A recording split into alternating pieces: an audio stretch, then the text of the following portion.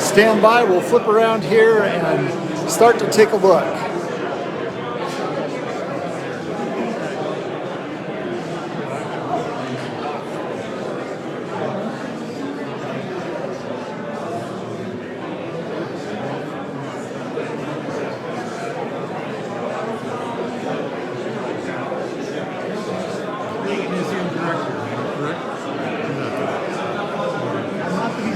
I'm a museum specialist. Question. Yes. Do you know if the museum has a video or the film of the 37 national and world jamborees done by Tom Hope? I don't believe we have that. Can I get this back to you a little later? Yours. Oh, okay. That was, you know the story of that? No. Tom Hope was a scout in St. Paul, Minnesota. Was an avid photographer. Took home movies of their trip by train from Minneapolis or St. Paul to the first U.S. Jamboree. As film of that. Filmed the ocean voyage across to Europe. They visited England and France. Has film of the 37 World Jamboree in color in 1937, and in there are films of Baden Powell and James West visiting their campsite. Oh, that's in good. color. That's very cool. And there's a whole story behind it. Tom put it on a VHS tape.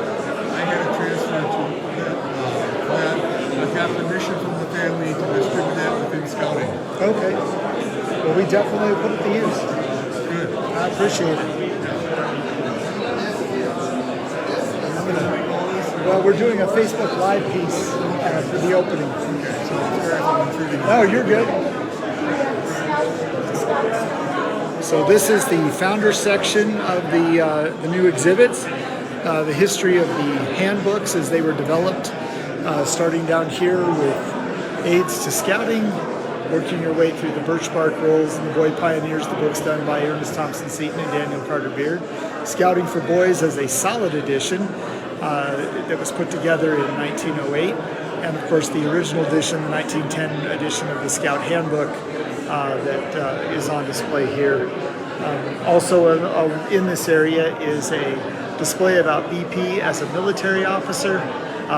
His flag up there that was flown at Mafeking and also flown at Brownsea Island. Some of the postage stamps for Mafeking Mail, part of his ability to keep communications going in Mafeking during the siege. And a number of other pieces there. This museum is full of drawers that have items in them. Some of these items have never been on display here at the museum before. For example, 6 of the original Fortnight Scouting for Boys pamphlets that were distributed in England. The documents that are sort of the cornerstone documents for the founding of Scouting, if you will, as a program, where BP outlined his ideas for what Scouting was and then referred to Scouting for Boys as the way to expand on those ideas. And the center one there is his after-action report of Brownsea Island, a very cool little artifact. Information about the founders from Daniel Carter Beard, William Boyce, Ernest Thompson Seton. For those of you up in the Chicago area, you might recognize this plaque from the Boyce Building. That is a 3D print that was done for us by Chuck Walnick out of the Chicago area. Chuck's a member of the Philmont Ranch Committee and has done a number of items for me personally up here, neckerchief slides and stuff that I've sent around to people, as well as this plaque that he did for us as a 3D model instead of putting a photograph up about it. Artifacts related to the various people that are being discussed in this case: Ernest Thompson Seton, William Boyce, and Daniel Carter Beard. A BP Island. Now this BP Island is a special exhibit here at the gallery. You'll notice that up there on the the mannequin head there is BP's original Stetson hat. Now, he got the idea for the Stetson and for the campaign hat from Frederick Burnham, an American that was the head of the British Scouting Service and had the opportunity to train BP on a lot of the outdoor skills that he has. And this is BP's original Stetson. We have an embossing on the inside of it that tells us about this. And this is on loan to us from Daniel Eglund out in Utah. It's been on display up at the summit for some time, and now it's here at the National Scouting Museum, and we appreciate his contribution to the museum's exhibit. Now, the other thing that makes this particular exhibit special is we are funding this through crowdfunding. We have what is called the BP Patrol here at the National Scouting Museum, and if you're interested in participating in that, you can reach out to me and make a donation that is a restricted donation to our museum endowment fund, and that money will all go directly towards sponsoring this. Your name will be added to a roster that will show up on our donor board as a member of the BP Patrol, and eventually this will be replaced with the group of dedicated scouting volunteers will be replaced with members of the BP Patrol, and they'll be recognized that way for their contribution. And that contribution can be anywhere from $1 to as much as you'd like to do. So we're definitely excited about that. Happen to have Russell here with me at the moment. Russell, we got a pretty good crowd appearing here. What do you think? Huge turnout. Let me say first, hey dear, I love you. Sorry you couldn't be here. I hope you enjoyed watching it. Carrie, Rebecca, it's amazing. I wish you could be here to see this turnout of people. We got at least 100, maybe 125 people, so it's great. So it's a great day for the Smart Family Foundation, and I'm going to get back and talk to some folks. There you go. Keep going, buddy. So over here we have the Bill Hillcourt Foundation sponsored a case on Bill Hillcourt. Nelson Block standing there. Nelson's been very helpful to me putting together Artifact of the Week videos on the various things that come out of the Hillcourt collection. And let's see if we can't get Mr. Block to have some words for us. Nelson, we're doing Facebook Live, and we're talking to a variety of... Go ahead. Facebook.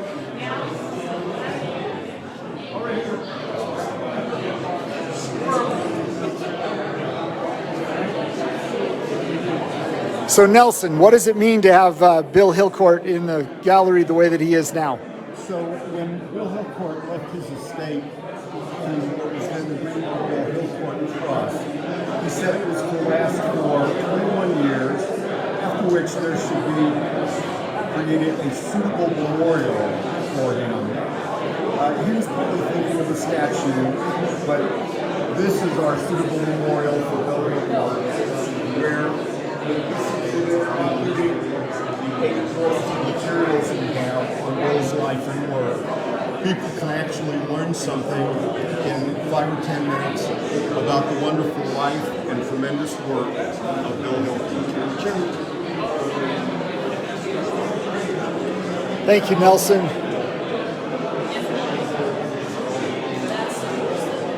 This here is an interactive, it will eventually be an interactive display about Boys Life magazine and Scouting magazine. This will be programmed so that you can actually select the month that you'd like to see the cover of and then take a photograph with it. This particular project I'm still working on, there are more than 1,100 covers of Boys Life magazine and over 1,300 covers to Scouting magazine. It was published on a much different schedule than Boys Life ever was. Up here at the top we have the first edition of Scouting magazine, the first edition of Boys Life magazine, the first edition from when the BSA purchased Boys Life magazine, and then the transition from Boys Life to Scout Life magazine on display. Another display that we have here is about James E. West. This one is about Scout executives in general, but James E. West specifically. A copy of the charter that was placed up there. It's kind of the collectible version of the charter. Lots of information contained in the drawers, including some things that we had not seen before. like these awards for Albert Fretwells, who was Chief Scout Executive from 1943 to 48, and photographs that go along with them. So there's some things like that that are on display. We have a display on Eagle Scouts, and you'll see that number up there, the 2.7 million. That's the number of Eagle Scouts that have received the award approximately since 1912. Every 14 minutes and 4 seconds, that display updates. It averages 100 Eagle Scouts a day, and this is our opportunity to celebrate the achievement of those individuals. One of the cool things that on display in here is the Eagle Medal belongs to one of the girls in the inaugural class of Eagles, Katie Hunter. Katie brought that out here last year to donate it to us as she was leaving to go on her trek. And so that's been a pretty cool experience for us here. And of course, the very first Eagle Award to Arthur Eldred is now on display in a very suitable fashion here, and an opportunity for people to see it. Our next exhibit is on advancement with merit badges. The merit badge display that was there before has been updated with some additional information. Gentlemen looking at some of the patches that are on display of the various ranks and things of that nature that are in the drawers. It's a great opportunity for people to learn about the history of advancement within the program. And for those of you who've always asked when you're out here, what are the 5 merit badges that were required for life back in the day? Those are the 5 merit badges. It's life-saving, first aid, athletics, public health, and personal health. We also have this small electronic display that's showing the covers of all of the different versions of the camping merit badge pamphlet, and so you see all of them there, but this allows you to see the individual covers in their entirety. One of the cool features we have here to celebrate Norman Rockwell are these mannequins that are dressed to match the photos, or the photos that are printed of his works. This is Tomorrow's Leader from 1959, and as you can see, it's a young man with a compass matching the cover of Boy's Life and the painting that he did. I'm sorry, what? And some extra special little details down there at the bottom with the little trees, the happy little trees if you're a Bob Ross fan, and the textured base. We also have a pretty complex uniform display that's up here now, including the 2 original uniforms, the 1910 uniform, which is this one right here. This one's unique because on the belt buckle and the buttons, it says BSA, but it has the British fleur-de-lis on them. And then, of course, this is the 1912 uniform that's on display here. It gives people an opportunity to see kind of what that uniform would have looked like at the time. And, of course, all the other uniforms that are on display here in the case. The Pine Tree Patrol exhibit, to talk about the patrol method. The Pine Tree Patrol system was created in Honolulu by a group of scouters from Hawaii in the early teens. And it was designed to make setting up a campsite very methodical and regimented. The fastest troop that ever put a campsite together were the guys that went to the 24 World Jamboree, and they set up their entire camp in 3 minutes. And above that is a display of patrol flags from the first and second generation of patrol flags produced by the BSA. There's also an exhibit on senior scouting, which includes Sea Scouts, Rover Scouts, Air Scouts, exploring, some venturing, and it shows a lot of the advancements and things. Sea Scouting being the second oldest program of the BSA. In the past, there's been very little on Sea Scouting here in the museum. Now there's quite a bit, including this, the white flock that you see up here that belonged to a guy by the name of Paul Fluck. He was an Eagle Scout from 1936, as you can see by the eagle patch that's on his uniform. And here's Paul in his uniform back in the day. This is the white jumper. We have a blue jumper on display in the uniform cabinet as well. Adult association is one of the methods of scouting, and we have a display on that here, including an interactive display that allows you to take a look at some of the various famous scouts that we've had over the years. And we've created that into a piece. There's information on the silver buffalo, antelope, and beaver. There's displays about adults that had an impact on scouting that people can come in here and check out. There's a display of the various knots that are available for adult recognition.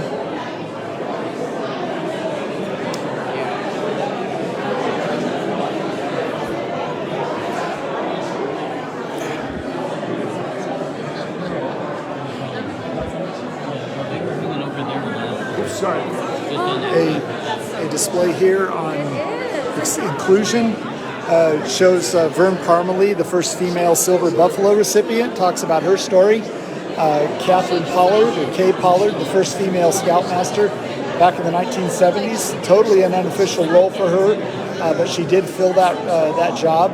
And of course, the first female National Commissioner, Ellie Morrison, and Ellie's actually here with us today teaching a class at PTC. And so she's getting photographs taken with a variety of people. And we have one of her uniform shirts on display that she's provided for us.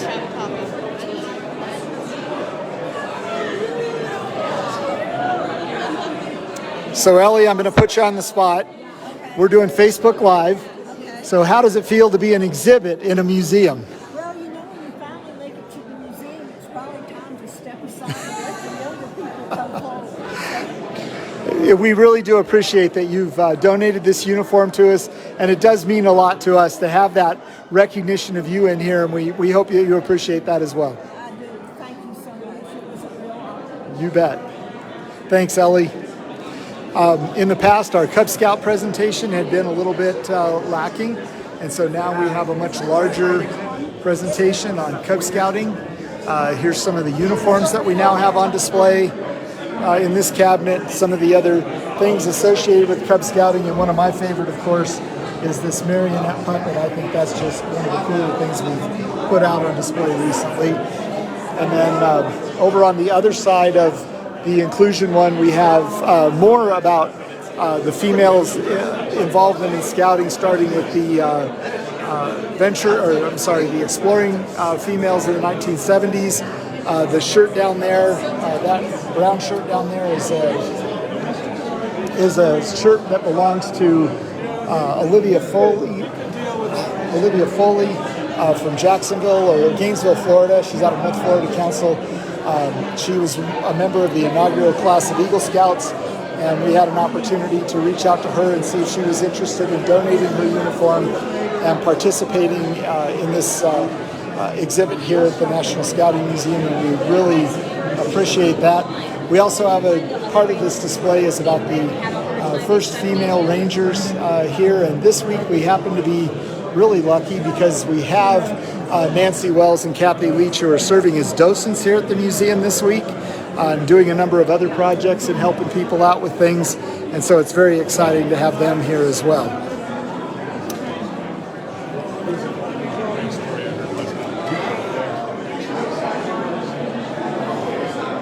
This is an exhibit on international scouting and the role of international scouting in the VSA. Up here you'll see that we're waiting for a Swedish scout shirt from King Gustav, the King of Sweden. That is supposed to be on its way. We're still, like I said, anticipating its arrival and look forward to placing it on display very soon. We also have books here that people can pick up and check out, copies of the handbooks from around the world in foreign languages. It's amazing, you may not be able to read the language, but the pictures will help you understand the context even though you can't see what the book says. And then here's a piece on Cub Scouting, the advancement portion, the positions, the den leaders, things of that nature. Pinewood Derby up in the corner, just an expanded look at what we have that we're now offering to show about the Cub Scout story. And one of the cool things I didn't show you over here on this side, as you may or may not know, the Cub Scout program was designed by BP around Rudyard Kipling's The Jungle Book. And so here in this case, we have a first edition of Jungle Book on display where people can see where that came from, and of course the book that BP published called The Wolf Cub Handbook. For those of you familiar with the museum in the past, we had our outdoor exhibit. The outdoor exhibit has been relocated and is still being completed. We've got it now kind of tucked back in the corner over here, but it talks about the outdoor program. The orange crate canoe made the cut and is now displayed above it. And the story of the orange crate canoe is on the wall over there where people can see it. We also have a BSA bicycle on display as part of the outdoor program. And so there's a lot of cool stuff in here. An old reflector oven that some of us learned how to bake pies on and things like that. A nice collection of Scout knives and hand axes and hatchets, as well as 3/4 axes and hand axes that are here. So a lot of really kind of cool stuff. Some of this has been on display before, some of it has not been on display, and so it's neat to be able to get it out, including pages out of the old equipment catalogs so that people can see, what kind of things were sold by the BSA over the years. And then we have what this wall right here, this long wall right here, is considered our temporary displays. The first one here is about the World Jamboree and the cups that are available, the cups that were awarded to the people who won the competitions or came in the top 3 places in the competitions. There's also stuff in the drawers that talk about the various jamborees. And then there's the Hero Awards, the honor medals. This one was relocated here from the summit. It talks about the initial ones that were given out where they were all basically awarded posthumously for scouts that died while saving life. This one right here is from a scout in the Raton area in 1939. He saved a woman from a burning building and later went on to serve in the Navy, was assigned to the USS Indianapolis, but was on shore leave when the Indianapolis was sunk following its delivery of the atomic bomb to the island of Saipan. So Mike missed that. After the war, he came back to the Raton area and lived there until his passing in 1967. His family donated his medal, his tenderfoot and second class pins because he didn't make first class, and his military ribbons along with his certificate that you can see is signed there by Daniel Carter Beard. And there's Mike's certificate. This temporary exhibit is about Philmont. It's part of the introduction to the Philmont Gallery. In the next few months, it will move around the corner to be in the Philmont Gallery in its entirety, and this will be replaced by a gallery that's being put in about special needs scouting, and we're looking forward to having that on display. These 3 cabinets will rotate displays on a regular basis so that people have the opportunity to see different facets of scouting that don't necessarily make it into the permanent display status. And then we have up here the National Jamboree, a Region 9 flag from the 37 World Jamboree, patches from the Jamborees, a video that shows the story, if you will, of the National Jamborees through the patches and some of the activities that occurred there. And then a section here on scouting 2nd century, telling stories that we may not be comfortable with all the time, but we need to tell, such as the silver beaver that was awarded, or silver buffalo rather, that was awarded last year by the National Court of Honor to the survivors of abuse, and our dedication to improving and continuing youth protection training and the inclusion of citizenship and society merit badge. And the final piece on this wall is a painting that's being completed by Josh Hunt to celebrate the inaugural class of female Eagle Scouts. And Josh has been working on that for about 4.5 months now. He's painting here on site during time. This is the work in progress. This is a reprint of the underpainting. And then over here we have the actual painting as Josh envisions it being completed. So that's kind of a quick tour of what's going on here in the new gallery. I'm going to take you back out into the lobby as we get ready for the actual ceremony. I'll just stay live and we'll pick it up from there in just a few minutes.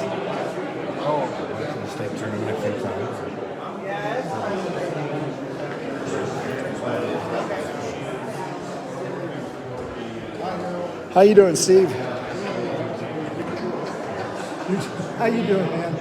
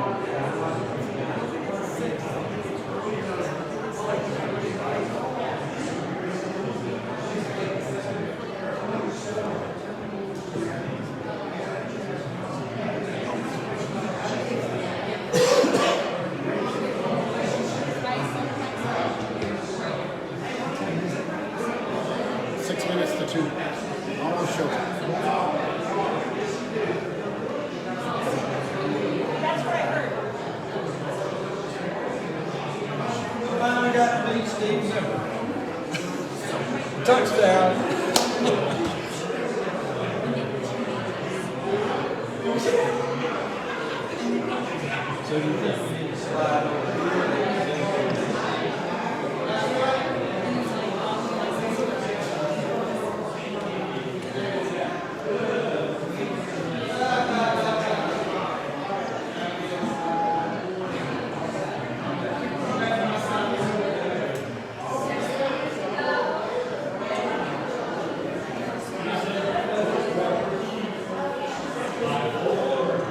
I met her.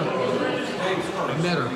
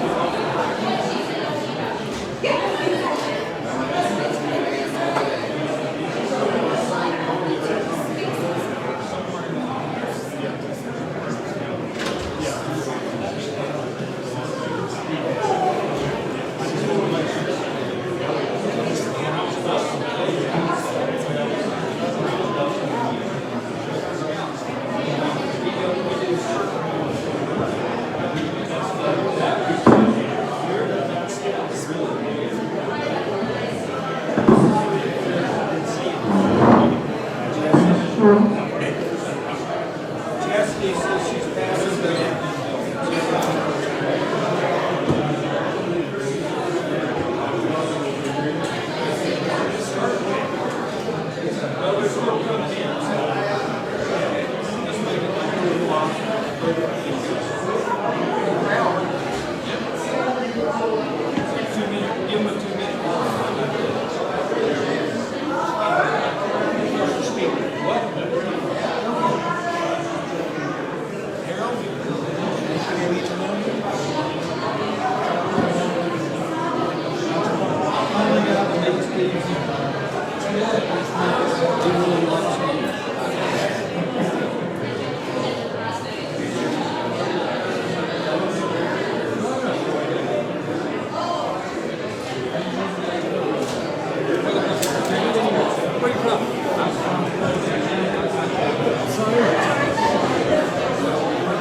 Ruh-roh, we're in the wrong place. No, you're good right there, Tim.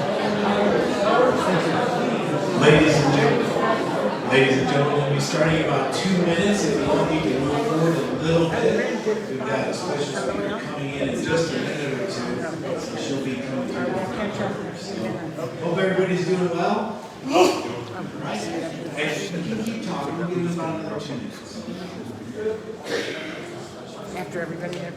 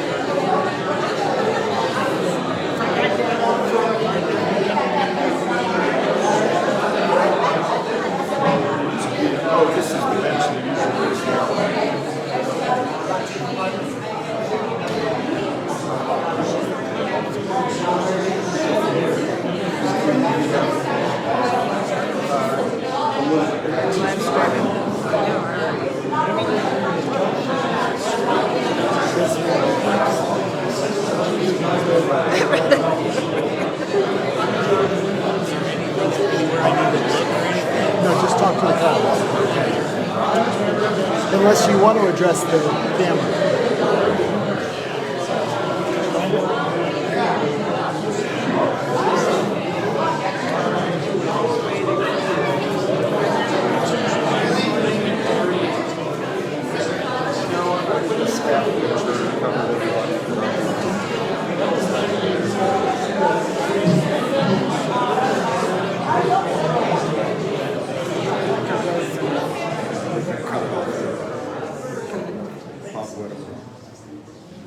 That doesn't work in most museums. Ladies and gentlemen, welcome June 20th, 2023 to the BSA Heritage Exhibit Grand Celebration. On behalf of myself and all of the staff and volunteers here, welcome. We're so excited to see you. I'm Dave Warhane. I'm the director of the National Scout Museum.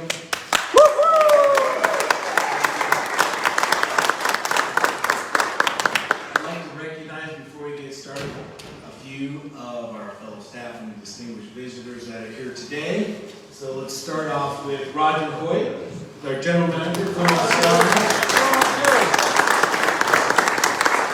Let's see here. Steve Nelson, director of camping. Matt Hart, future director of camping.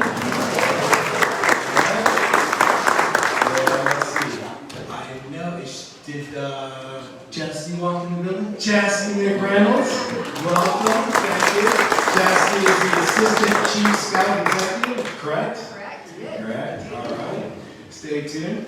And let's see, who else can I think of? Linda Davis from the CS Ranch. I'd also like to recognize, I know Steve Zimmer is somewhere in this crowd.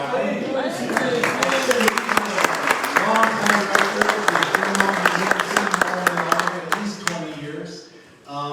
And one of the reasons that we're also here today is from all the great work that he did over all those years. So get a chance to say thank you. Let's see, did I miss anybody? Allie Morrison. Allie Morrison. Yeah. Allie Morrison.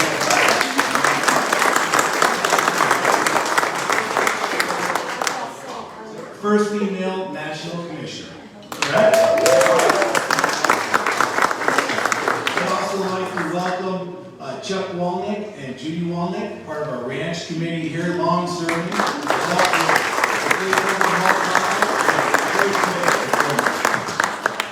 All right, now I would like to introduce a few of the National Scout Museum staff. We have Harold White. We have Chris Elliott, way in the back. Rory Crofton, the curator of the Via Filmonte, way in the back. And Dee Montoya, our gift shop manager and head pastry chef. If you haven't seen Dee yet, before you leave, you should go see her. She'll help you out. She'll make you a deal. Okay, so help us out here. And with that, I'd like to start this all off by saying this is an amazing day. We've been waiting for this day for a long time. The importance of the new BSA Heritage Exhibit that I can't say enough about how important that is to the National Scout Museum and the National Scout Museum here at Philmont. You know, it started about 6 years ago as we were bringing the National Scouting Museum here to merge with the Philmont Museum in a brand new building. And I won't go through all the things, but in the last 6 years, during the first 4 years of that, we were met with a lot of challenges to rise to and to overcome. And as we were opening the new facility here in 2018, that was one of those things that was the next step. It was going to be a world-class exhibit on the legacy and the heritage and the history of the Boy Scouts of America. And during that summer of 2018, we were scrambling to get a temporary exhibit in there for the opening. A lot of things going on here, we won't go into. We opened it, and it was fine, but it was temporary. It was supposed to be come down, and the new one, the best one, was supposed to go in relatively soon. And as you're all aware, a few things came up. There have been some challenges, and they weren't one after the next. They were one on top of the other. And so as we came into 2021, and we were approaching that summer, and we were thinking about opening for the 5th summer an exhibit that was temporary, we knew that action had to be taken. We had to dive in, and we had to get this world-class exhibit underway. And we needed someone to come in and help us and take action. And he found Russell Smart, an amazing man, a man who could come in and help us accomplish that goal in so many ways. So, as I introduce Russell to you, I want to tell you a little bit about Russell and Russell that I met and I know. So, this started about the same time, about 6 years ago, in 2017. Russell and I met sometime, somewhere. Was it in Texas? I couldn't remember if it was Texas or Florida, but we met because a good friend of ours, Chris Sawyer, came to me and he said, I've got this guy, you've got to meet this guy. You guys need to know each other. Okay, he said that. So we sat down and we had lunch. And those of you who know Russell know how that lunch started off. Russell launched into a story. Okay? So pretty quickly, I knew exactly what Chris was talking about, and I knew exactly that Chris was right. We needed to know each other. So Russell launched into his story of how he got into scouting and how he got into this. And real quickly, I realized, yeah, we think a lot alike. We are cut from the same cloth. We have a passion for history that is quite similar. So his passion and my passion is knowing more than what just happened. It's deeper than that. It is knowing what happened, but it's the curiosity. It's the curiosity for us to imagine what it would have been like had we been part of that history, had we been involved in that history. What was it like? What would it have been like for me to be in scouting at the time I was the age of my son? And with that, you dove in, didn't you? Okay? You dove in, and that curiosity and that imagination leads to a great passion. And great passion, along those lines, leads to a passion for learning and a passion for sharing what you've learned. And what I love about Russell is that he has this great passion for sharing all that with others, hopefully to inspire them. And in Russell's case, inspire them to connect with scouts and scouting. Not just today, but scouts from the past, and hopefully scouts from the future. So today, as we enjoy this great new exhibit, I know that Russell was absolutely the most best person I could ever think of to have taken on this exhibit challenge. And that's exactly what it has been. It is a challenge. But why he's the best is not just because of this passion, it's not because of his knowledge, it's not because of his generosity. Something that I learned in the last couple of months. Russell doesn't see challenges as a problem to fix. He sees challenges as opportunities that arise during the process. And opportunities that can make the end result better and broader. And opportunities that will ultimately transform the original goal into one with a much greater impact than we started with. And this is becoming that. So Russell Smart, thank you. Here you go.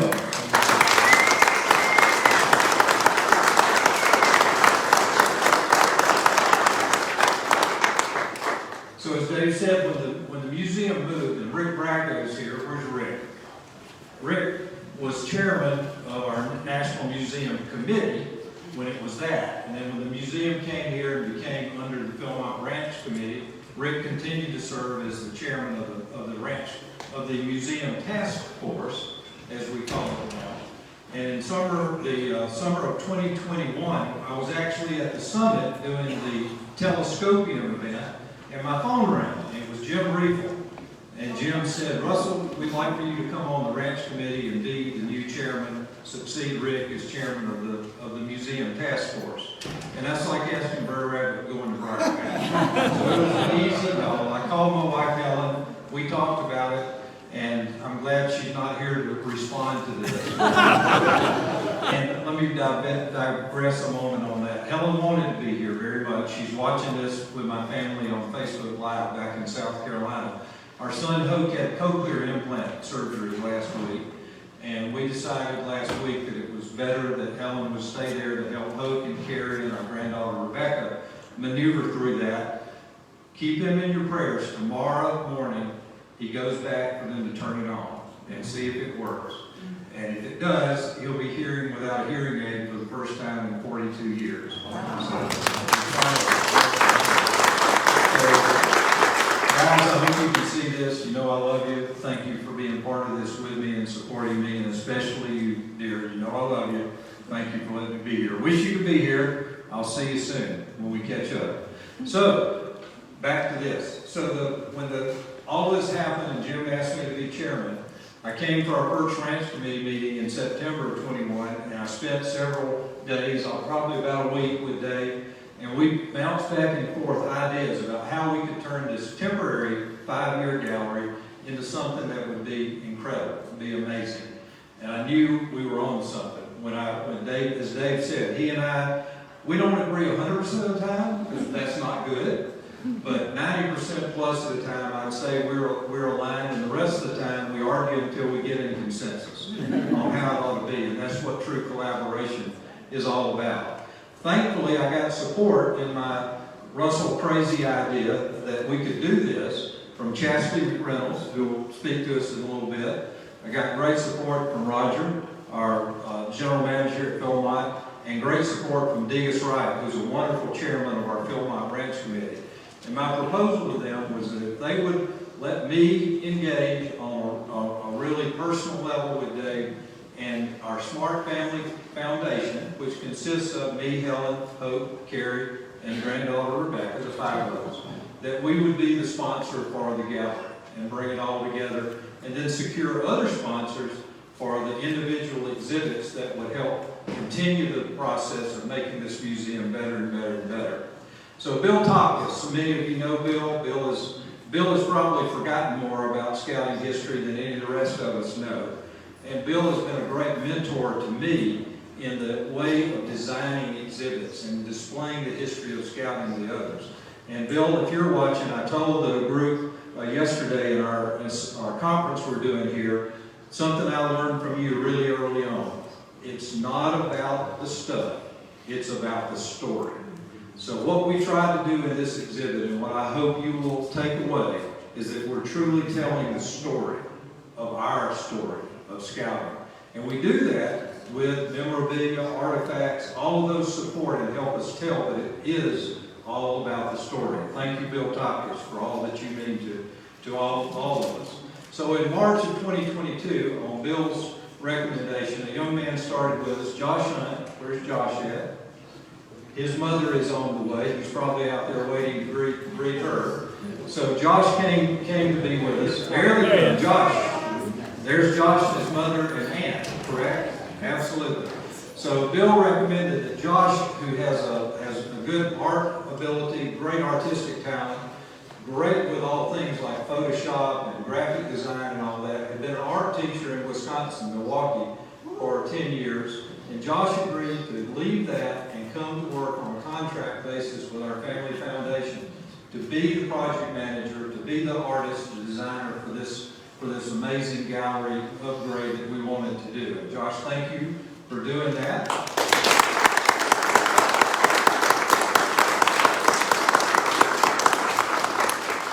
I'm glad that Mom and Aunt got here to be and share this moment with us. And Josh, a little later, will be happy to tell you about the wonderful piece of art that he is creating to celebrate our first class of female Eagle Scouts. So you'll see that in the gallery if you haven't already.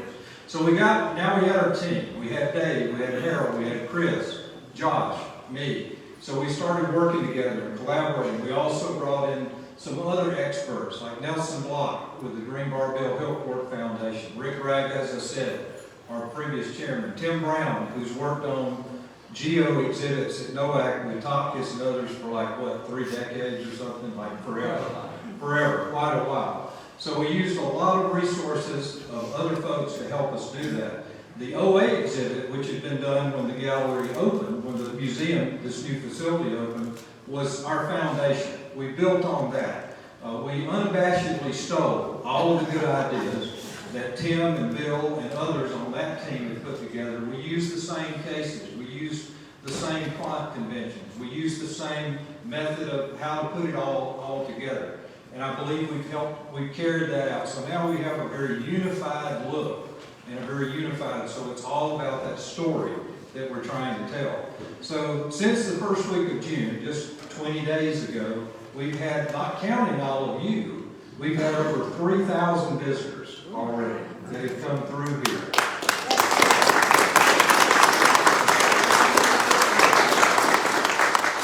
Now, let me tell you, this is just phase one.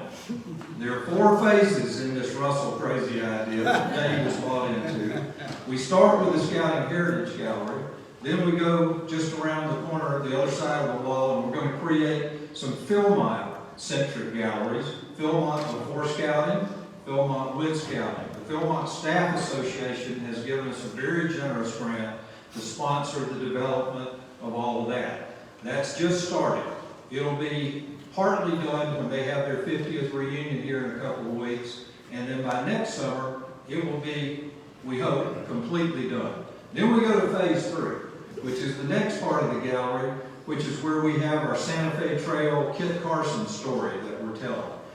Another Russell crazy idea is that we partner with the Santa Fe Trail Association and form an alliance and make this a must-see destination for folks that are coming to follow the original route and the alternate route of the Santa Fe Trail.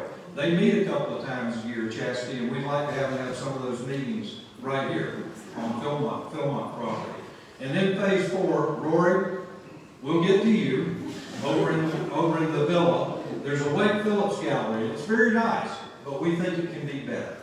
And so we're going to upgrade. So eventually through these 4 phases, we will upgrade all of these facilities of the National Scouting Museum and make it everything that it can be. And play off that wonderful start of the Order of the Arrow Gallery that came with us in 2018.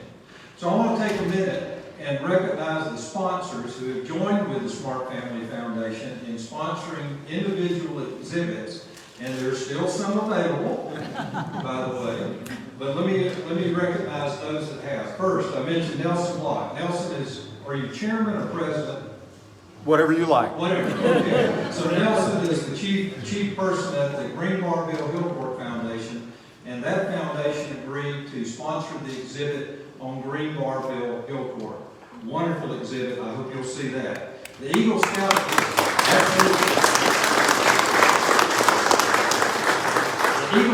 exhibit is being sponsored by the past presidents of NISA, the National Eagle Scout Association. Glenn Adams has helped us round up herd all those cats and get them in line to help sponsor that.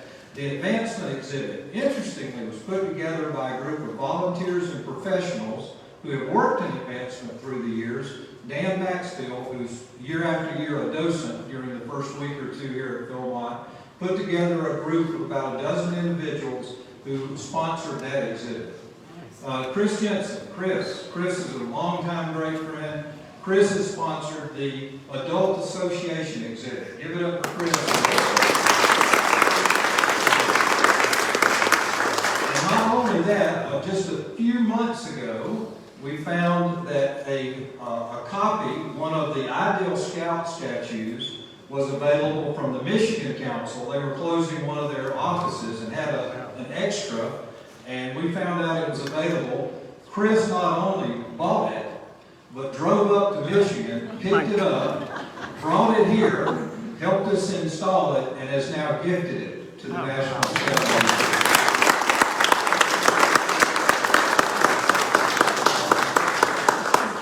The control system that's just beside Chris's exhibit is being now sponsored by Kathleen at Kathleen's Burrito Banquet.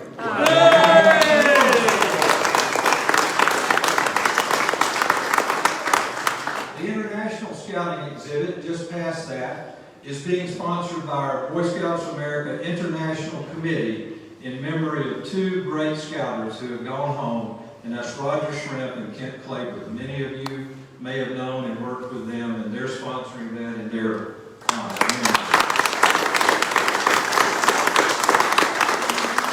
Lou Paulson is chairman, and Bob Sinclair is a part of that committee, are helping us put that together. And I mentioned about the Philmont Scout Ranch exhibit by the Philmont Staff Association. The International Committee not only raised enough money to do that exhibit, they also raised enough to also sponsor one of our temporary exhibits, the one on World Jamboree. Doug Schwab, a great scouter from Cumberland, Maryland, also a member of our task force at the museum, is sponsoring the wonderful National Jamboree exhibit, the whole wall there. Jack First, almost everybody knows Jack. Jack is sponsoring the 2nd Century of Scouting exhibit. I put it together, I saw Jack at the national meeting, I said, oh, by the way, Jack, you're sponsoring this. And Jack says, okay, send me a bill.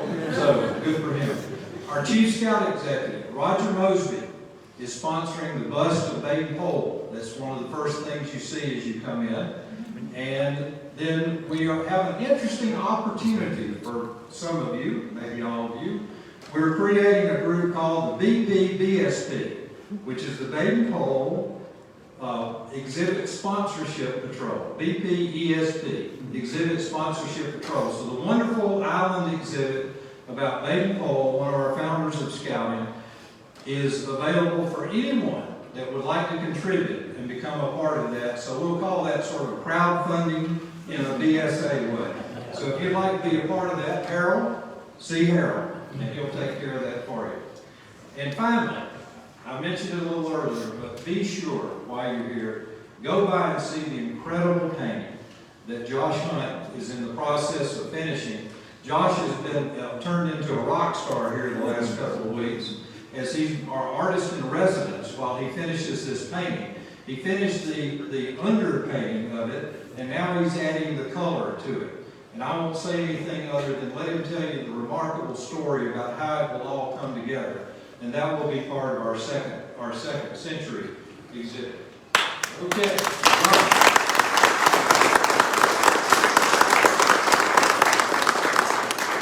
Okay, so finally, Dave, thank you, buddy. I appreciate you letting crazy Russell ideas enter your life over these past couple of years and helping us see this all come together. I love scouting. I love what it means. This exhibit is based on the aims and methods of scouting.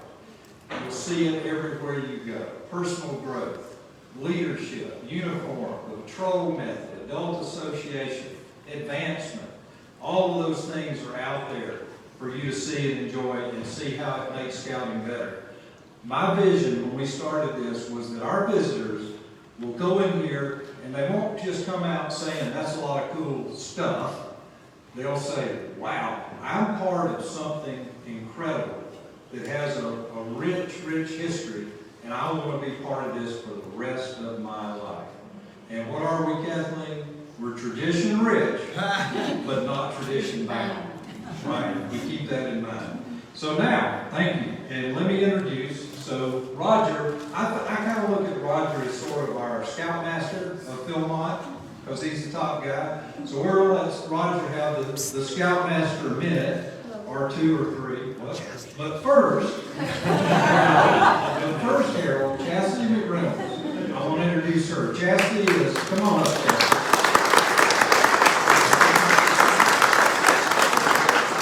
So Chastity is Assistant Chief Scout Executive, Executive Vice President of the Office of Development. And so Chastity has come up here just especially. We've been friends now for 10, 12 years, I suppose. She's a wonderful human being. Chastity, thank you for being here. I'm going to let you say whatever you like. Thank you, Russell. Who else loves it when Russell Smart gets wild, crazy ideas? I have a lot of people that come to me in the Office of Development, and they ask me, they say, oh my gosh, we need to raise money for this really important project. And we talk about it, but rarely do I have someone that comes to me and says, we need to raise money for this really important project.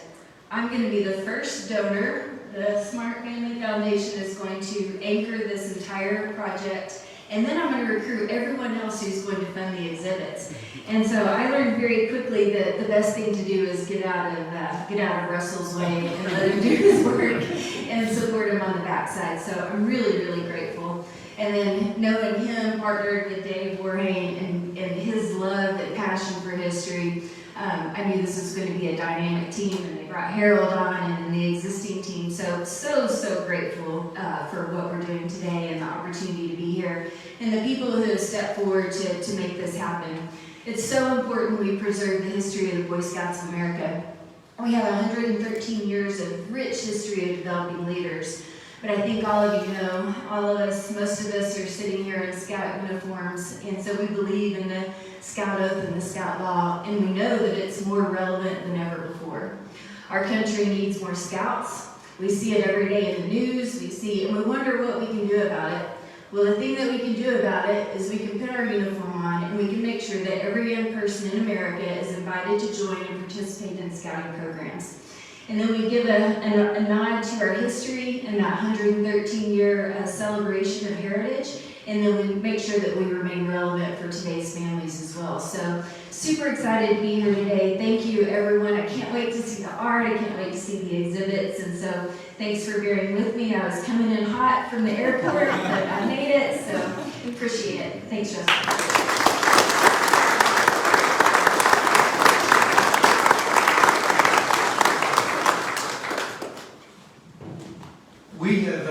We have missed introducing probably one of the most important people in the room is Julie Seaton here.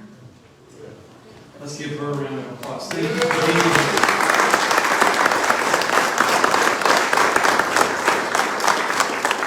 I'm the closer. I'm again the person between you and ice cream, so I'll do my best here. You know, today we celebrate collaboration. That's what we celebrate. And we celebrate collaboration of all the many names that you've heard. But in addition to those names, we celebrate collaboration for many people who have done so much, including seasonal staff who are painting walls, and volunteers who came in to align patches and pins and memorabilia in drawers.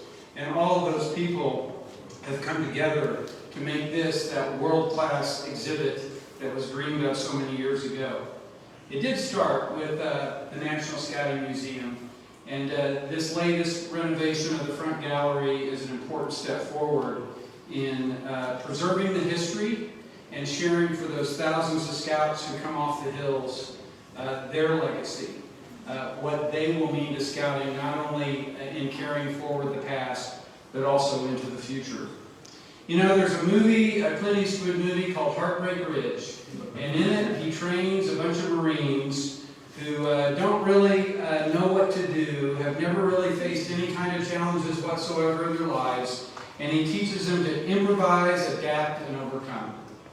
And if there's a second thing that you would take away from the gallery and what it means in this time of bankruptcy, as we talk about layered challenges, not just challenge after challenge, but layered challenges, it is that our ability to improvise, adapt, and to overcome. We do that by tackling those challenges with fierce debate, great ideas, brainstorming, and then launching with a passion that no one has ever seen before into projects that we know are more important than ever before.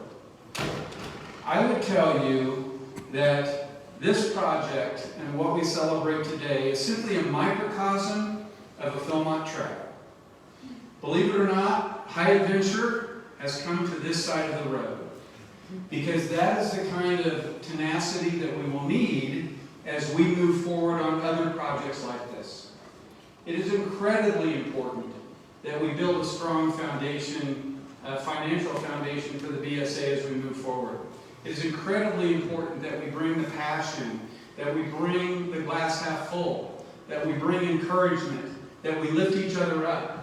And when we do so, you walk through that gallery and it is a shining light for collaboration and for being able to improvise, adapt, and overcome. These are skills we will need now and for the next 3 to 5 years for sure. And all of us need to be able to bring that to the table. So what I would tell you is, we learned to do more with less. We were able to do this project through the midst of this bankruptcy. And as we move out, there are dreams for phases 2, 3, and 4. Those dreams will become a reality because of our ability to collaborate, to improvise, to overcome, and to adapt. Maybe not on the timelines we'd like, may be on the timelines we'd like. We just don't know yet. But what we do know is this: it will take each one of us striving to bring Scouting's message to many more scouts and leaders, and it will take time, treasures, and other resources in order to make that a success. And I know that we can do that. So in the tradition of the history of the Scouting Museum, I would like to go back to a historical Scoutmaster's clothes.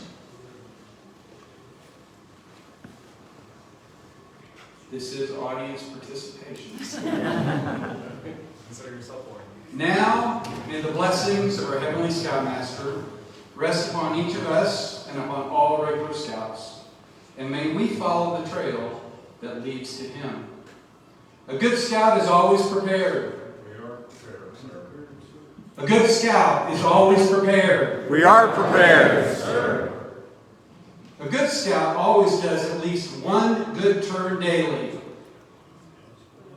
We will do a good turn daily.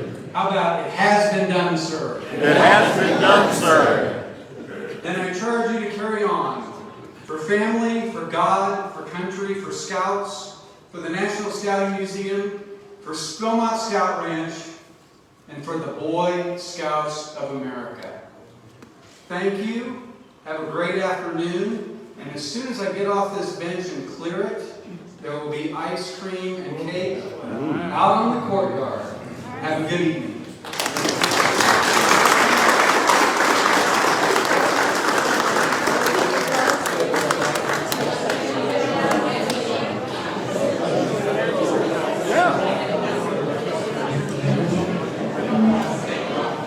Good job, boss. Good job.